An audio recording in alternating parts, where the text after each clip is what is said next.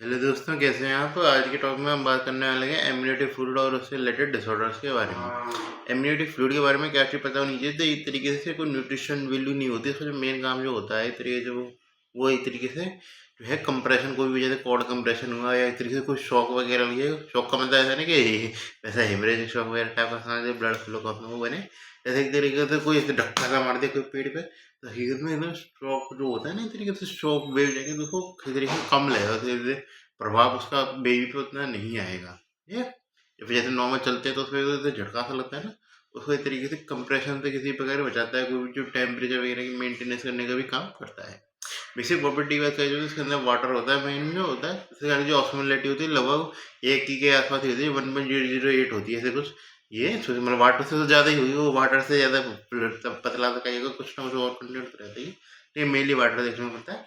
ये इसमें जो आपको याद रखना है वो पीछे याद रखने को, मेरे पता तरीके वाटर होता है कंटेनर का, जो उसके अलावा जो और जो एलिमेंट होते हैं वो एक तरीके से एल्कलाइन पीएच की तरफ जाते हैं। जिसके कारण क्या होता है, थोड़ा सा एल्कलाइन होता है, ऐसा ये नहीं कि बहुत ज़्यादा एल्कलाइन हो गया, 10-12 बस दो भी बिल्कुल एकदम वाटर है 7 है। तो ये तरीके से ये जाता है हमारा 7 से लेकर रखिएगा तो 7.5 तक रहता है हमारा ये एल्कलाइन पीएच होता है, थोड़ा सा हल्का। इसकी क्या मिलता है एल्कलाइन पीएच को जानने की, जैसे एक pre mature rupture of memory में हम ये पता लगाते हैं कि एमनियोटिक फ्लूइड निकल रहा है कि कुछ और तो नहीं निकल रहा है। इसमें एमनियोटिक फ्लूइड का क्या पीएच है, एल्कलाइन पीएच है। जिससे क्या करते हैं, जैसे नाइट्रोजन पेपर टेस्ट करते हैं, इसके कारण यदि वो ब्लू हो जाता है तो यानी कि वो एल्कलाइन पीएच को बता रहा है, यानी कि एमनियोटिक फ्लूइड का लीक हुआ है।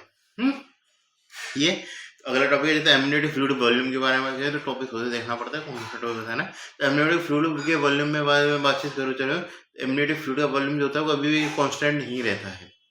एमनियोटिक फ्लूइड के वॉल्यूम की किस में बात करते हैं, जो मैक्सिमम वॉल्यूम होता है वो कितना रह सकता है हमारा 1 लीटर रहता है, उससे ज़्यादा नहीं होता है। हालांकि पॉलीहाइड्रोअमनियस का भी नहीं है, पॉलीहाइड्रोअमनियस के लिए 2 लीटर जाता है, लेकिन यूजुअली हम बात करें यूजुअली किस तो मैक्सिमम जाता है वो 1 लीटर पे। कब जाता है वो कहते हैं 34 वीक्स ऑफ जैसे। हाँ, टर्म पे बात नहीं है ना, टर्म पे एक तरीके से आता है थोड़ा धीमा हो जाता है। तो टर्म पे लगभग एक तरीके से जो है लगभग 40 वीक्स पे बात करें तो इसे जो होता है ना एक्सपेक्टेड डेट ऑफ डिलीवरी, उस पर एक तरीके से 40 वीक्स पे लगभग रहता है, 800 ml के आसपास होता है। और पोस्ट टर्म में तो आपको पता ही ओलेगा को हेड्रोमनेस हो जाता है पोस्ट टर्म बेबी पे, ओलेगा हेड्रोमनेस 200 ml तक हो जाता है। हालांकि क्राइटेरिया ये कहता है 200 ml तक कम होना चाहिए, लेकिन उस समय बेबी का साइज भी बढ़ जाता है तो वो पॉलीहाइड्रोमनेस की तरह ही मतलब ओलिगोहाइड्रोमनेस की तरह ही व्यवहार करता है ये। तीसरी बात है कि अब मैं बात करते हैं किस किस के द्वारा ये तरीके से ये बनता है, मतलब ये भी तो बात आई ना एक तरीके से किसके द्वारा ये बन रहा फ्लूइड। तो एक तरीके से यदि वो हम अर्ली बात करें जब फर्स्ट टाइम में तो बेबी तो कुछ बना नहीं सक्षम नहीं है अभी तो कुछ भी, इसलिए उसमें क्या है बनता है शुरू से बाद में मैटरनल प्लाज्मा के जो छान के एक तरीके से पानी पानी बचता है, ठीक है। तुम जो प्रोटीन है वो तो बेहतरीन मैटरनल लेगी। हाँ जी घर में। तो एक तरीके से जो उसमें जो क्या बचता है तो वो खा जाता है, एक तरीके से हमारे प्लाज्मा में छन के किस में जाता है, इधर प्लाज्मा से पानी छन के पहुंच जाता है हमारा एमनियोटिक फ्लूइड के रूप में। इसलिए यदि हम 12th ये मतलब एक तरीके से जो फर्स्ट ट्राइमेस्टर में तरीके से 12 वीक है, 12 से लेकर यदि 20 वीक्स तक बात करके चलें, 12 से 20 वीक्स तक जो होता है हमारा फिटल स्किन के द्वारा होता है, जिसमें क्या होता है एक तरीके से ट्रांसडक्शन होता है, एक तरीके से मतलब इधर जो फिटल स्किन से फ्लूइड निकलता है और वो एक तरीके से एमनियोटिक फ्लूइड के अंदर ताकि मिला था आसपास के स्पेस में जाके इकट्ठा हो जाता है, वो हो जाता है हमारा ट्रांसडक्शन होता है एक तरीके से स्किन के ऊपर। ये एक में 12 से 20 तक होता है, हालांकि 18 वीक्स में एक तरीके से जो है जो यूरिन एक तरीके से स्टार्ट कर देता है यूरिनेशन, और 20 वीक्स में तक बाद तो मेन यूरिनेशन यूजन रहता है। ये ऐसा है इधर इधर ट्रांसडक्शन फीडर स्किन दे रहा है इधर के एमनियोटिक फ्लूइड का यूज करना, ये 22 to 25 वीक्स तक ये रह सकता है, क्योंकि उसके बाद क्या है कि हमारा जो है एक तरीके से जो ये एक तरीके से केरेटानाइजेशन हो जाता है जैसे स्किन का, और ये एक तरीके से ट्रांजिशन होता है वो बंद हो जाता है। अगला टॉपिक बात करें तो कलर्स की, तो कलर पे आते हैं एक तरीके से जो नॉर्मल जो ग्रीन कलर होता है वो किसमें होता है, नॉर्मल तो इस तरीके से कुछ खास कलर नो कलर मिलेगा इस तरीके से ज़्यादा है। जो प्रीटर्म होता है इस तरीके से कलरलेस मिलता है, क्योंकि प्रीटर्म क्योंकि ये वाटर ही तो है ना, इस तरीके से वाटर कलरलेस होता है, लेकिन इसमें क्या कुछ ना कुछ चीज़ें मिल जाएंगी इस तरीके से वो कलर बन जाए। जैसे हमारी ये ब्लड मिल गया डार्क कलर आ गया तो मतलब क्या है रोटो प्लासेंटा एब्रेशन हो गया, इस तरीके से कंसीलियम ऑप्शन था। ब्लड आ गया तरीके से इम्यूनिटी फ्लूइड में, ब्लड सबसे पहले आएगा तो बेचारे ब्लीडिंग में निकल रहा है, इम्यूनिटी फ्लूइड में तो रहे ही ना, इसलिए एक तरीके से कैसे प्रकार हो जाता है कंसीडरेशन में जैसे डार्क कलर था हमें ये देखने को मिलता है ये। उसके अलावा स्पेशल कंडीशन की बात करें तो जैसे ग्रीन कलर यूरिन होता है, जैसे फीटल मिकोनियम होता है, जैसे आखिर तुमने देखा होगा फिर उसके बाद में जो फीटल पहला जब यूरिन नहीं मतलब फीटल मेटल फीकल मैटर पास करता है वो ग्रीन सा तो होता है ना थोड़ा सा, तो ये एक तरीके से तो वो यदि उसने वहीं पे ही पास कर दिया एक तरीके से, तो एक तरीके से वो कम्युनिटी फ्लूइड में मिल जाएगा और तरीके से ग्रीन ग्रीन हो जाएगा। ये ज़्यादा किसमें देखने को मिलेगा एक तरीके से, ये तरीके से ज़्यादा बात करते थे फिटल डिस्ट्रेस हो रही है, क्योंकि फिटल डिस्ट्रेस के केस में हमने पढ़ा है म्यूकोनिक एस्पिरेशन होता है, म्यूकोन स्टेन लाइगर मिलता है, तो म्यूकोन स्टेन लाइगर मिल रहा है तो उसमें क्या क्या चीज़ को बताता है तरीके से, वो फिटल डिस्ट्रेस को बताता है तरीके से, बीच प्रेजेंटेशन में काफ़ी ज़्यादा संभावना होती है फिटल डिस्ट्रेस होने की। और ट्रांसफर फ्लाई है उसमें भी तरीका काफ़ी ज़्यादा संभावना होती है। उसके अलावा कहा जाए इन्फेक्शन के बारे में लिस्टीरिया इन्फेक्शन जरूर याद रखें, और याद रखें नहीं रखें भाई पता चल जाती है, लिस्टीरिया इन्फेक्शन जरूर याद रखना है। इस केस में आपको बे ग्रीन कलर या म्यूकोनियम स्टेनिंग मान लीजिए क्योंकि वो का कारण डेवलप हो रहा है, इसके कारण ये बन रहा है। गोल्डन कलर की बात की जाए ये गोल्डन कलर मिलता है आपको इस तरीके से बिलिरुबिन इकट्ठा होने का, तो बिलिरुबिन इकट्ठा किस कारण होता है, वो आरबीसी डिस्ट्रक्शन होता है, आरबीसी डिस्ट्रक्शन में आता है फिटल एनीमिया, फिटल एनीमिया की कंडीशन जो होता है आरएच आइसोइम्यूनेज, आरएच आइसोइम्यूनेज जो होता है ना, आरएच डिस्ट्रक्शन जो होता है, आरएच आरएच इनकॉम्पेटिबिलिटी से ये एक आता है हमारा tobacco juice colour, tobacco juice colour की सीधे स्ट्रेट फॉरवर्ड कंडीशन याद रखना इंटरग्रेंट है, बाकी को वैसे कुछ खास कुछ नहीं है। सनफ्लावर कलर याद रखना, सनफ्लावर कलर या येलोइश ग्रीन, ये पोस्ट डेटेड प्रेगनेंसी में मिलता है। ये पोस्ट डेटेड का मतलब है 40 वीक बाद पोस्ट पार्टम है, तो उसमें एक तरीके का फूड भेजेगा नहीं ना 24 वीक के बाद ज़्यादा कुछ खास ये तो लीक आउट होने लग जाता है ना, पहले बीच की डिलीवरी नहीं हो रही हो, तो उसका जो कहा आपके ज़्यादा पैथोलॉजी इन्वॉल्व होती जाती है, क्योंकि नॉर्मल केस में इतना ज़्यादा सर्वाइव नहीं करता है, उस समय तो डिलीवरी कुछ ना कुछ प्रोसीजर स्टार्ट हो ही जाते हैं 40 वीक तक। तो उसमें क्या एक तरीके से क्या क्या चीज़ मिल रही है, तरीके से येलोइश ग्रीन मिल रही है, येलोइश ग्रीन, तो किस पे हमें पोस्ट डेटेड प्रेगनेंसी रहती है। ये अब आते हैं तरीके से किस पे, एक तरीके से मेजरमेंट पे, एक तरीके से कलर पे बात कर ली, अब मेजरमेंट में आते हैं। मेजरमेंट के नाम पे इस तरीके से तो हम नॉर्मल पहचान सकते हैं डायरेक्ट, फिंडल हाइट होगा, पीरियड से ज़्यादा है, फंडल हाइट पीरियड कम है, लेकिन ये खाली उस क्राइटेरिया देते हैं क्योंकि इसका बहुत ज़्यादा सिग्निफिकेंस है दुनिया भर के, लेकिन हम भी आज करें मेन तो इधर यूएस, क्योंकि ये तरीके से कोई भी हम डायनासोर क्राइटेरिया बना रहे हैं पर ऐसा तो होना चाहिए ना, ये फंडल हाइट में इतनी जगह पढ़ा है हमने पूछने बनते मेन नहीं जनरली होता है, ये चीज़ गलत जगह पढ़ रखी है ना, इसका कोई क्राइटेरिया तो बनता नहीं, जो क्राइटेरिया बनेगा वो यूएसजी का बनेगा। यूएसजी का ज़्यादातर दो चीज़ें करते हैं तरीके से, ये जो करते हैं मतलब इम्यूनिटी फ्लूइड इंडेक्स, और जो करते हैं सिंगल डीपेस्ट पॉकेट का कैलकुलेट करते हैं। इम्यूनिटी फ्लूइड इंडेक्स के नाम पे क्या करते हैं, इसके 4 पॉकेट बनाए थे जो भी यूट्रस पर, 4 पॉकेट में एक तरीके से जो सारी जो पॉकेट होती है उसमें क्या है, लार्जेस्ट वर्टिकल पॉकेट होती है ईच की, उसको क्या है उसको तरीके से माप में रखते हैं और उसको चारों को जोड़ लेते हैं, वही मेजरमेंट रहता है, जिसमें एक तरीके से यदि आपको मेन जो आपको पहचानना होता है मेजरमेंट पॉलीहाइड्रोन अलग आइडेंटिफाई करना है, यदि टोटल माप यदि 5 से कम आ रहा है तो एक तरीके से ये बताता है हमारे यदि ओलिगोडेंड्रोन से 25 से ज़्यादा आ रहा है तो ये बताता है पॉलीहाइड्रोमिनस को। यदि इसको कुछ भी नहीं करना है क्योंकि इस तरीके से कुछ भी कैलकुलेट होना नहीं होना बहुत मुश्किल रहता है, इतना आसान रहता नहीं है, इसलिए इसमें सिंपल सा आसान सा जुगाड़ निकला कि सिंगल डिपेस्ट कैलकुलेट कर लीजिए। उसके क्या होता है यदि 2 से कम आ रही है सिंगल डिपेस्ट पॉकेट है, वो 2 से कम है तो ओलिगोडेंड्रोन, यदि 8 से ज़्यादा है तो पॉलीहाइड्रोमिनस, 5 से 8 के बीच में मार्जिनल कहा जाता है, जैसे मार्जिनल पॉलीहाइड्रोमिनस ये ठीक है, उसको कहा याद रखें नहीं रखें मर्जी आपकी, ये बात रखें 2 से 8 तक नॉर्मल नहीं रहती है, 5 से 25 तक नॉर्मल नहीं रहती है, प्रोजेस्टेरॉन लेवल होता है 5 से 25 तक नॉर्मल कुछ ना कुछ रहता है, याद रखना ये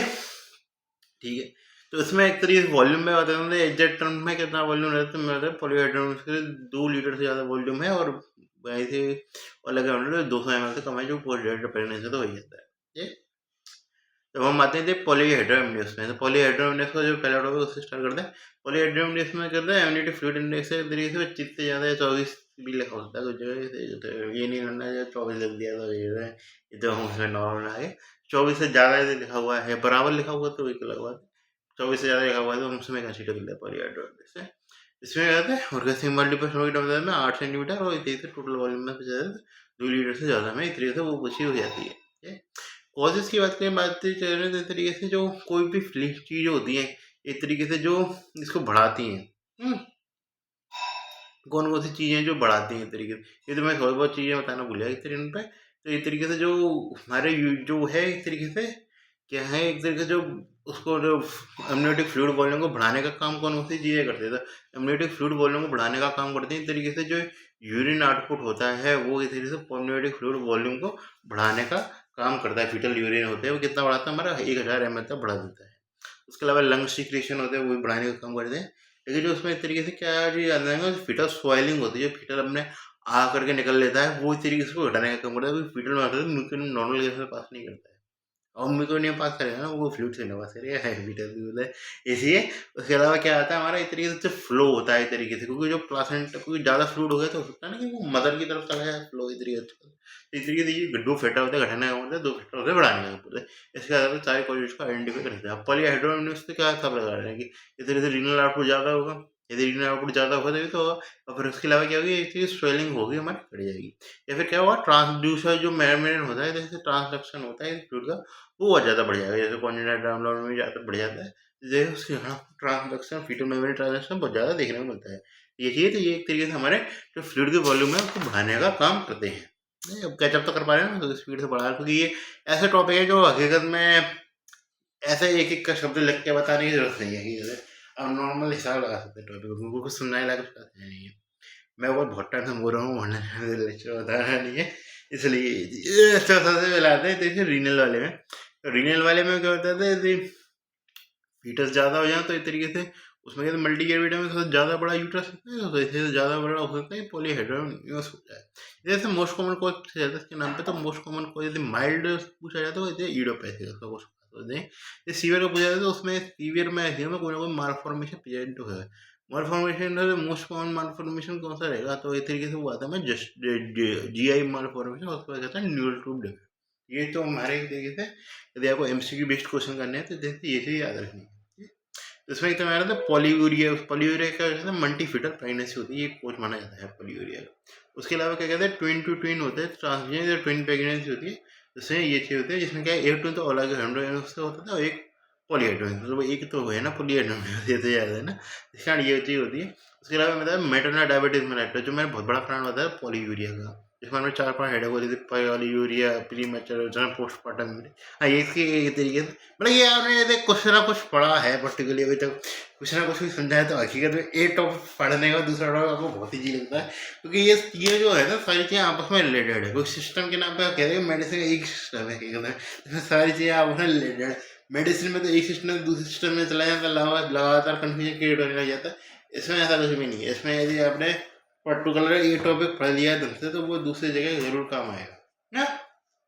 ये इसमें क्या होता था, मेरे 22 प्रेगनेंसी होती थी, उसमें क्या था पॉलीहाइड्रोनियस हो जाता था, एक तरीके से ये चीज़ बात है। उसके अलावा मेटरनल डायबिटीज में बताया था मैंने कि मेटरनल हाइपरग्लाइसेमिया जिसका फीटल हाइपरग्लाइसेमिया होता है, जिसके कारण क्या होता है वो ज़्यादा से ज़्यादा यूरिन सिक्रेट करता है, पॉलीयूरिया हो जाता है, जो कहता है पॉलीहाइड्रोनियस हो जाता है ये।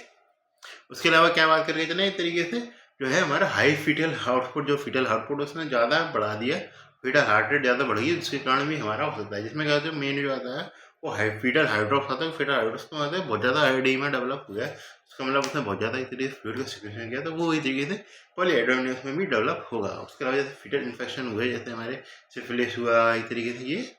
तो हमारा CV साइटोमेगाला वायरस हुआ, टॉक्सोप्लाज्मोसिस हुआ, एक तरीके से टॉफिस वाले टोए थे, उसके कारण भी डेवलप हो सकता है। उसके अलावा कहते हैं कोरेंजियोमा प्लासेंटा में भी डेवलप हो सकता है। ये तरीके से ऐसा ना हाई फीटल का हार्ट रेट, ये बल्कि फीटल आउटपुट याद रखना, ये तो मेन तो ये है, मतलब मेरे कहने का मतलब ये। उसके अलावा कहते हैं और क्या चीज़ कारण हो सकते हैं, एक तरीके से ये हो सकता है स्वेलिंग डिफेक्ट, यानी कि एक तरीके से वो जो है नॉर्मल जो स्वेल कर रहा था, थोड़ा बहुत स्वेल करते हैं, वो स्वेल नहीं कर पाया। ये उसका क्या कारण हो सकता है कि उसका मुँह खराब हो जाता है, तो मोस्ट कॉमन कारण जो पाया जाता है क्लेफ्ट लिप पाया जाता है। उसके अलावा क्या किया तो जो भी एट्रेसिया जोड़ते हैं, तो इसोफेजियल एट्रेसिया, मीडियल डोरिनल एट्रेसिया, फिर इंटेस्टाइनल ऑब्स्ट्रक्शन ये। उसके अलावा क्या कॉन्जेनिटल डेफर्मेटिक हर्निया जो होता है, वो भी एक तरीके से कॉज रहा जाता है। इसके अलावा क्या कहते हैं यही चीज़ में न्यूरल ट्यूब डिफेक्ट इन्वॉल्व होते हैं, हालांकि वो उतने कॉमन नहीं है, ये इन्वॉल्व होते हैं लेकिन प्रेजेंट होते हैं, जिसमें क्या कहते हैं एनेंसेफेली याद रखते हैं, और कहते हैं स्वाइन बाइफिडा याद रख सकते हैं। बाइफिडा न्यूरल ट्यूब डिफेक्ट के नाम पे सबसे पहले ये पसंद नहीं हुई तो स्पाइन बाइफिडा ही याद आती है। हकीकत में ये फर्स्ट ईयर से चल रहा आता है। हाँ, ये फिर हम आते हैं तरीके से जो अदर कॉलेज तरीके से किस प्रकार हमारा एक तरीके से जो है होता है ग्रॉस कॉन्जेनिटल एनोमली में। तो ग्रॉस कॉन्जेनिटल एनोमली प्लस एक तरीके से क्या मिल रहा है आपको, इसके संग क्या मिल रहा है आपको, एक तरीके से पॉलीहाइड्रोनियस है, तो वो एक तरीके से कोई भी कॉन्जेनिटल एनोमली को बताती है। ये इसमें ये चीज़ ध्यान देंगे ना, यदि आपको उसके संग से क्या मिल रहा है तो इंट्रा यूटेराइन ग्रोथ रिटार्डेशन मिल रहा है तो वो ट्राइसोमी 18 बताती है। यदि इसके संग से आपको मिला है डोर्डन अट्रेसिया मिल रहा है इस तरीके से तो क्या बताती है, तो ट्राइसोमी 21 को बताती है। ये चीज आ गई। इसमें ये चीज ध्यान रखना इस तरीके से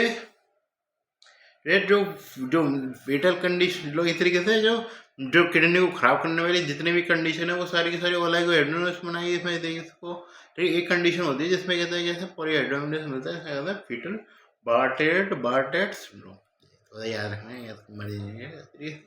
ये। तो ये चाहिए तो इस तरीके से मैंने हाइड्रोपीटस के तरीके दो कोच बताए थे, फिर से आरएच इम्यूनाइजेशन होता है। उसके अलावा ये चीज पारोवायरस B19 भी ज़्यादा है, पारोवायरस B19 भी इधर स्लेप्ट चिकनगुनिया आती है तरीके से। ये तो मैंने माइक्रोवायरस के नाम पे ये है स्लेप्ट चिकनगुनिया, ये है तो वो है हकीकत में, तो वो इसमें ये तरीके से पॉलीहेड्रोनिस मिल जाता है। तो उसमें मतलब कॉम्प्लिकेशन के नाम पे बहुत ही स्ट्रेट फॉरवर्ड कॉम्प्लिकेशन बता सकते थे। मैं बताता जैसे PPP चल जाता था, प्री मैच्योर रप्चर में मैंने बताया था प्री टर्म लेबर, ये कोई मेमोरी स्ट्रेच हो जाएगी। उसके अलावा क्या करेंगे, मेमोरी स्ट्रेच होने तो ज़्यादा ओवर डिस्टेंस हो तो वापस आना मुश्किल हो जाएगा, क्या हो जाता है पोस्टमार्टम मेमोरी।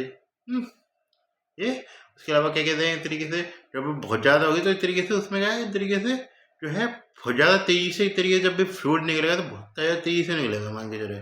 जैसे मान के चले रप्चर करिए हमने अपनी तरफ से रप्चर करी डिलीवर करने में बहुत तेज़ी से, तो वो क्या इस तरीके से प्रेशर क्रिएट करेगा बहुत ज़्यादा, तो उससे क्या है प्लासेंटा अब्रप्शन भी एक तरीके से बिल्ड हो सकता है। ये तरीके से तब यदि फ्लूइड निकल रहा हो तब की बात है, वरना वैसे तो नहीं मिलता है। इस तरह माल प्रेजेंटेड अनस्टेबल हुए तो एक तरीके से लॉजिकल है, इसमें तो कुछ सोचने वाली बात भी नहीं है ये।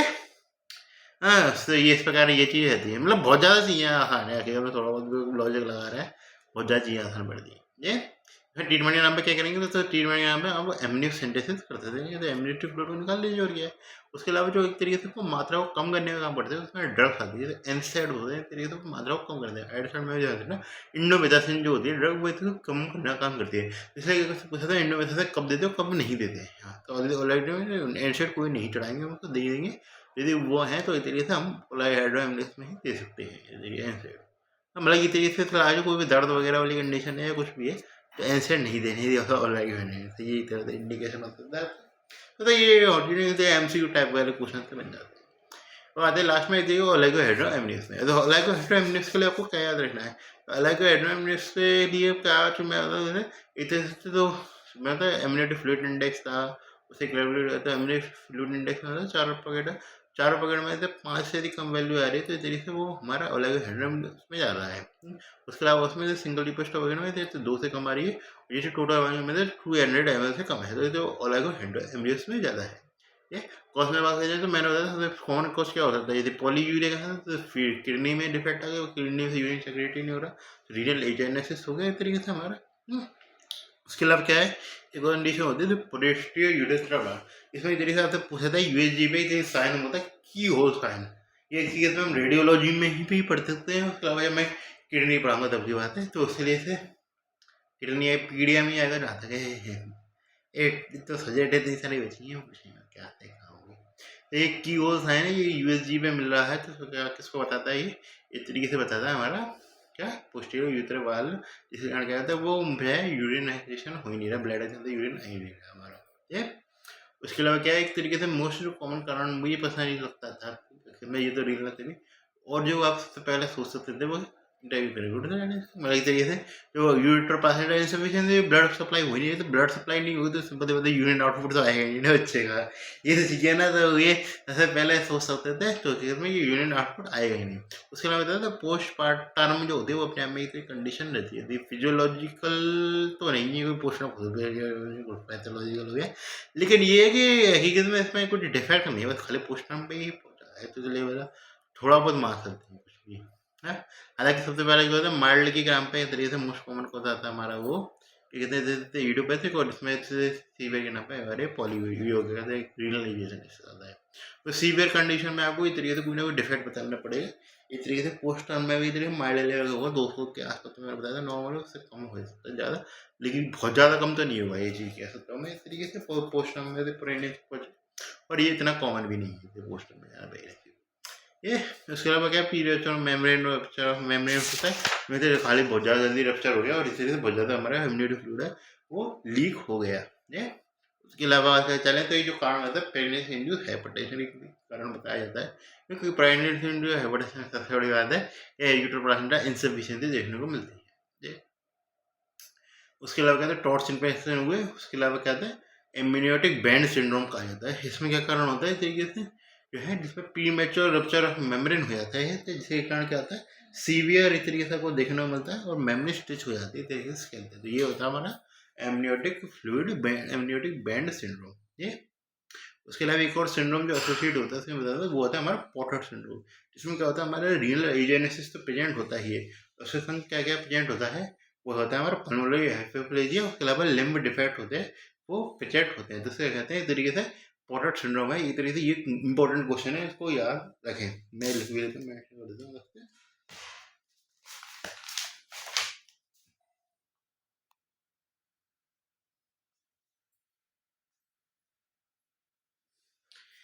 ये फोर्डर सिंड्रोम ये लास्ट में आते हैं तरीके से, यदि क्या कॉन्सिक्वेंस होते हैं कॉम्प्लिकेशन की वजह से पहले ये सही बात है कॉम्प्लिकेशन की, तो कॉम्प्लिकेशन क्या क्या होते हैं तरीके से मैंने आता है यदि अर्ली प्रेगनेंसी में है प्रॉब्लम हो जाए है तो इस तरीके से उसके बाद फीटल ग्रोथ है वो नहीं हो पाएगी, ग्रोथ नहीं हो पाएगी, इसका मतलब वो लिम्ब उसके ज़्यादा बड़े नहीं होते, लिम्ब डिफेक्ट बात कही जाए बहुत ही इंपॉर्टेंट सिंड्रोम से जुड़ी होती है, लिम्ब डिफेक्ट हुआ या फिर पल्मोनरी हाइपोप्लेजिया है वो एक तरीके से देखने को मिलता है। और सिंड्रोम से रिलेटेड इसलिए होता है क्योंकि ये रीनल एजेनेसिस होगा उसमें इस तरीके से जल्दी आएगा ना, pre mature rupture of membrane में तो लेट में ही आ सकता है ना, वो जल्दी तो आ नहीं सकता है। हकीकत तो ऐसा तो है नहीं कि शुरुआत का वीक चल रहा है पीरियड रप्चर ऑफ मेम्ब्रेन कर दिया आपने, ये चीज़ तो हुई नहीं है हकीकत में, ये तो है ये। उसके अलावा क्या कहता है कि कोड कंप्रेशन से भी तो बचाता है ना इस तरीके से, पॉलीहाइड्रोमिनस जो इम्यूनिटी फ्लूइड होता है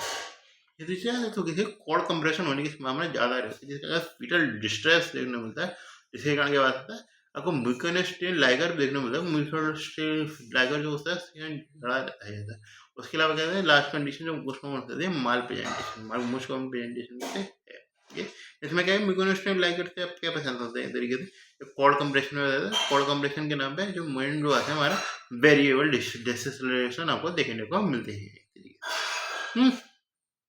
ये चीज़ समझिए। डस के नाम पे कौन कौन से अवार्ड हुए थे इनसे आपको क्या कहते हैं, तो मैंने बताया जब भी प्रेगनेंसी हुई थी वो ये तो अवार्ड करते ही हैं, हकीकत इसका लॉजिक नहीं है, हकीकत देने के लिए कि जैसे एस इनहिबिटर हुआ या प्रेगनेंसी में तो अवार्ड करती हैं, इसको तो लॉजिक ये नहीं है कि देंगे नहीं देंगे, लेकिन ये कि यदि ओला गाइडेंस तो बिल्कुल ही नहीं देंगे, मतलब ये चीज़ मतलब वैसे हकीकत में नहीं देते, कोई कंडीशन मतलब इतनी पावरफुल भी नहीं है कुछ ये। मैनेजमेंट की वजह से तो मैनेजमेंट के नाम पे कहा जाता है इस तरीके से कि हम एम्यूनो इन्फ्लुएंस सिंथेसिस करते हैं एम्यूनो,